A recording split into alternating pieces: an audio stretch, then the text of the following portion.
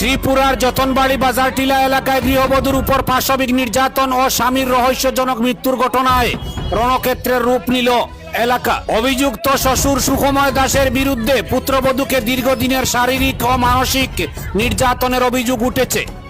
স্থানীয় সূত্রে জানা গেছে, মানসিক ও শারীরিক নির্যাতনের শিকার পুত্রবধূকে বর্তমানে তার বাপের বাড়ি পাঠিয়ে দেওয়া হয়েছে এবং তার সন্তানকেও মায়ের থেকে বিচ্ছিন্ন রাখা হয়েছে। এই ঘটনার জেরে ঝুলন্ত দেহ উদ্ধারের পরই এলাকায় চরম ক্ষোভ ছড়িয়ে পড়ে।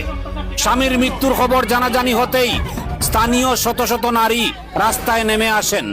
উত্তেজিত জনতা অভিযুক্ত শ্বশুর সুখময় দাসকে বাড়ির থেকে টেনে বের করে এনে জুতো ও ঝাড়ুর মালা পরিয়ে দেয়। এরপর বাজারের খুঁটিতে বেঁধে চলে ব্যাপক গণধুলাই এবং অভিযুক্তের উপর ডিম চুড়ে ক্ষোভ প্রকাশ করা হয়।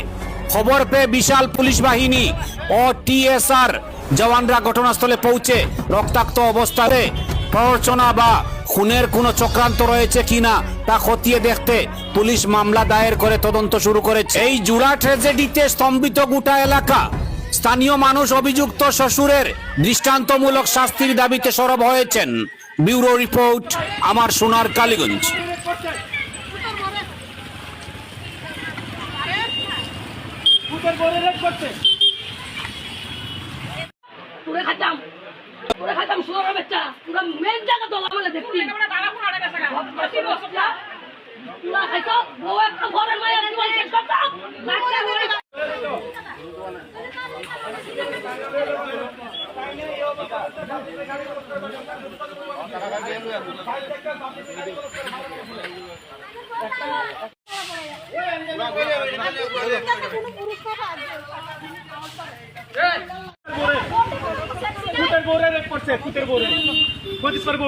মারা গেছে আজকে তার দরুনে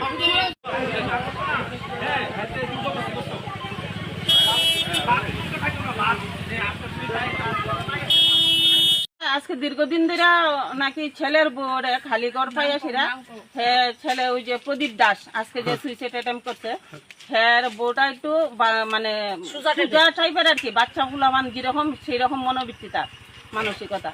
তাইলে আমরা তো